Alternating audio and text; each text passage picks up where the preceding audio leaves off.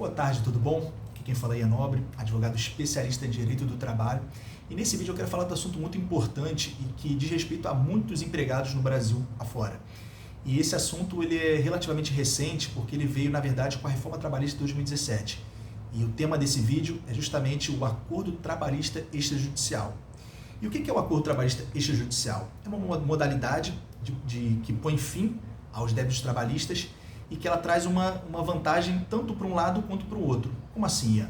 Bem, a vantagem para o empregado qual que é? A vantagem para o empregado é que você consegue satisfazer os débitos trabalhistas, né, os créditos, aliás, trabalhistas, de uma forma mais célere, rápida, sem passar por aqueles trâmites processuais da justiça e que costumam levar bastante tempo, inclusive anos, para serem resolvidos.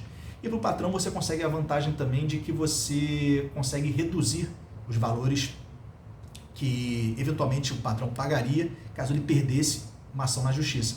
Então tem a vantagem para o empregado que é mais rápido ele receber os valores, para o patrão que ele vai conseguir reduzir os valores que ele deve pagar para o empregado. Então pode ser vantajosa e benéfica para ambos os lados. É claro que cada caso é um caso e tem que analisar individualmente, ok? E quais são os requisitos desse acordo extrajudicial? Porque é necessário alguns requisitos para que ele seja realizado e homologado na Justiça Trabalhista, ok? E os requisitos são três.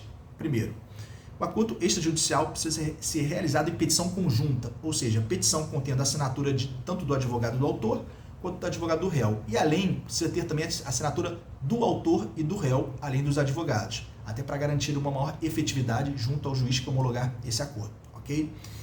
O segundo requisito é que são necessários as partes possuírem seu próprio advogado para realizar o acordo, ou seja, não pode ser um advogado só para ambas as partes. É necessário o autor ter o seu advogado e o réu ter o seu advogado. A Justiça Trabalhista não aceita um advogado só para ambas as partes, tá bom? Esse é o segundo requisito. O terceiro requisito é que o acordo tem que discriminar verba por verba, ou seja, não vale termo de quitação geral dos débitos trabalhistas. É necessário que discrimine cada verba, ou seja, você não pode botar no acordo que simplesmente esse acordo quita todas as verbas trabalhistas que o empregado faz jus. Não, você tem que botar quais são as verbas que estão sendo quitadas, ou seja, férias, 13º, FGTS, horas extras e cada verba muito bem discriminada e com os seus subsequentes valores, ok? Então são esses três requisitos. O acordo tem que ser realizado em petição conjunta, que tem que ser um advogado tanto para o autor quanto um advogado para o réu, não pode ser um advogado para os dois, e que tem que todas as verbas estarem discriminadas e não vale termo de quitação geral dos débitos trabalhistas, ok? Esses são os três requisitos. Em relação às consequências jurídicas, ele precisa ser distribuído na Justiça Trabalhista, obviamente não pode ser feita fora da Justiça. Ele suspende o prazo prescricional referente aos direitos trabalhistas que estão sendo discutidos naquele acordo, tá? Então, o acordo simplesmente suspende o prazo prescricional, que seria de 2 anos da rescisão do contrato, para poder exigir aqueles créditos que estão sendo discutidos no acordo, ok? Então, o prazo está suspenso durante o acordo. Em relação ao trâmite processual, tá? Ele precisa ser distribuído na Justiça na modalidade de homologação de transação extrajudicial. Em petição conjunta, como foi dito, dentro de 15 dias, o juiz vai analisar o acordo e designará a audiência se entender necessário, inclusive poderá proferir a sentença sem, inclusive, ter uma audiência marcada. Agora, se ele preferir marcar audiência, ele irá marcar antes da sentença, ok?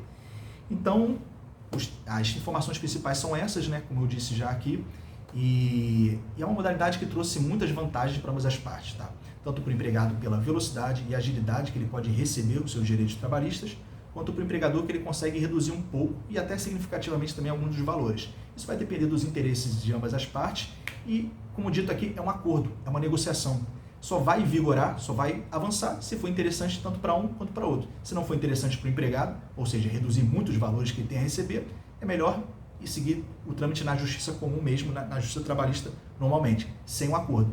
Agora, se for interessante, pode ser que se quite os débitos ali mesmo no acordo extrajudicial, ok? Para o patrão a mesma coisa, se for interessante, conseguir reduzir um pouco os valores, pode ser que seja bom ele fazer esse acordo. Agora, se também não for para ele, que seja também, seja dado seguimento na justiça trabalhista, aguardando a sentença do juiz, ok? E é isso, espero que tenha gostado, espero que tenha ajudado, e se você gostou, curte e envia para o máximo de pessoas que você sente também pode gostar e se beneficiar dessa informação, ok? No mais, eu agradeço, uma boa tarde.